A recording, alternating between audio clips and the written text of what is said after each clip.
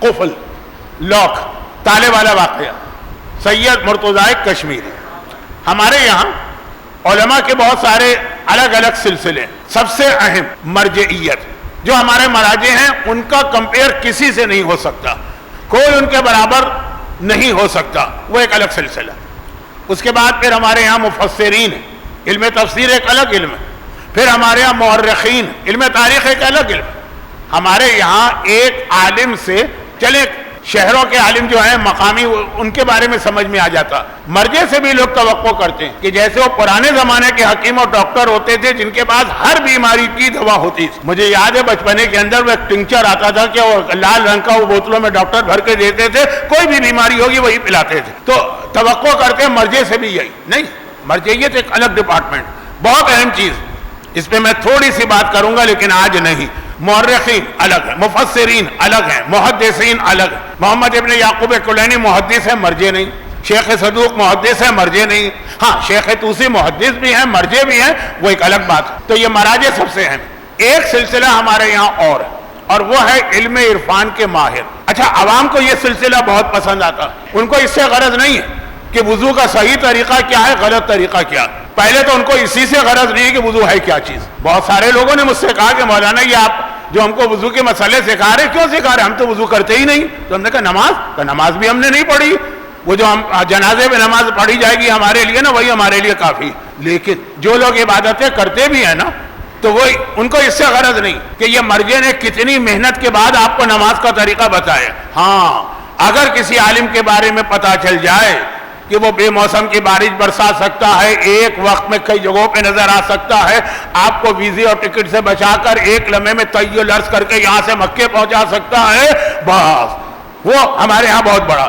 اس منزل پہ بہت مشکل سے علماء پہنچتے ہیں، ان کی محنتیں ہوتی ہیں، ان کی ریاضت ہے، لیکن وہ مراجع کے لیول کے نہیں ہیں. وہ مراجع کے بہت بعد آتے ہیں، بہت بعد. لیکن چونکہ لوگوں کو ان سے زیادہ متاثر ہوتے ہیں، دعائیں بھی یہی لوگ بتاتے ہیں، وظیفے بھی یہ لوگ بتاتے ہیں. ہمیں اس سے غرض نہیں کہ ہم نماز صحیح پڑھے کہ غلط، اس سے غرض ہے کہ ہمارا جاب اچھا ہو جائے.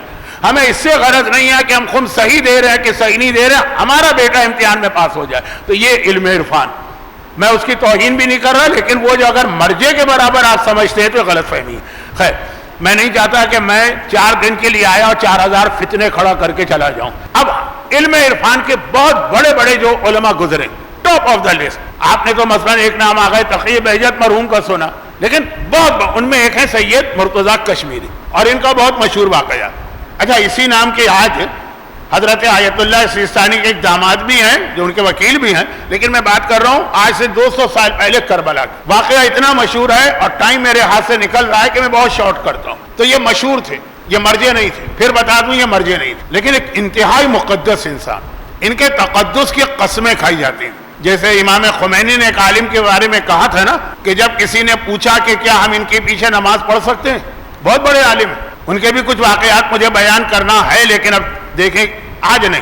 تو امام خمینی نے کیا جواب دیا تھا؟ وہ مدرسہ فیضیہ میں نماز انہوں نے پڑھانا شروع کی تھی تو سوال کیا کیا ان کے پیچھے نماز پڑھ سکتے ہیں، یہ عادل ہیں؟ کہا مجھ سے ان کی عدالت کے بارے میں مت پوچھو، مجھ سے یہ پوچھو کہ یہ معصوم ہے کہ معصوم نہیں ہے.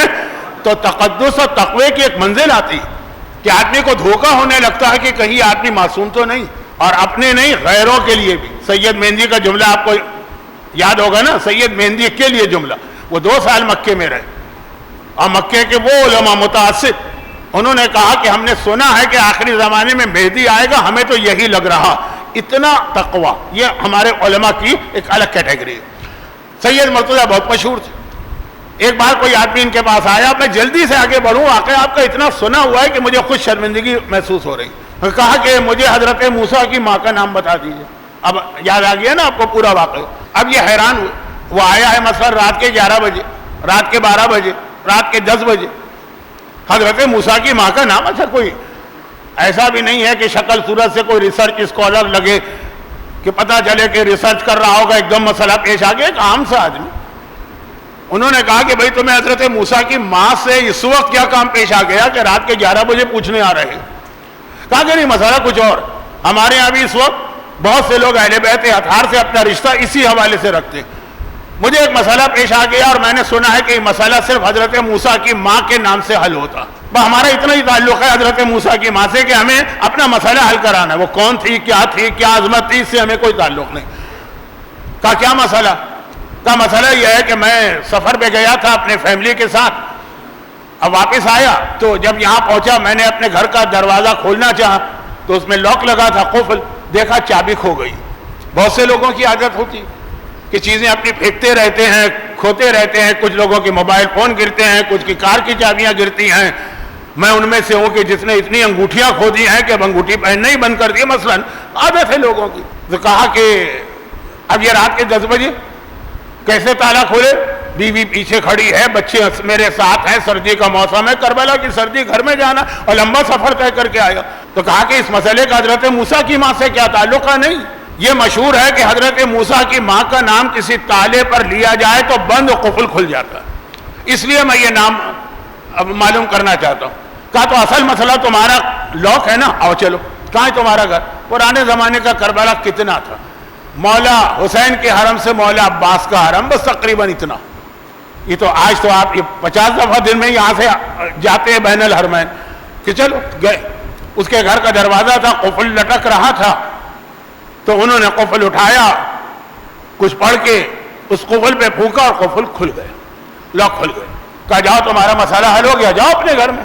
وہ ایک مرتبہ کہتا ہے کہ اے سید، اب آپ کو میری بات سے اندازہ ہو گیا ہوگا کہ میں ذرا لاپرواہ آدمی، اور اکثر میں گھر کی چابی بھول جاتا ہوں، گرا دیتا ہوں، تو اب ہر بار تو آپ کو زحمت نہیں دوں گا، اب یہ نام جو آپ نے ابھی پڑھ کے یہ قفل کھولا ہے نا، مجھے بھی بتا دیجئے تاکہ آئندہ آپ کو میں زحمت ہی نہ دوں، بجائے اس کے کہ آپ اپنے پاس رکھیں، یہ نام مجھے بتا دیجئے، میں بھی مسئلہ حل کروں۔ کہا مجھے خود حضرت موسیٰ کی ماں کا نام نہیں معلوم، کیونکہ کتابوں سے مطلب ہے قرآن کی تفسیر۔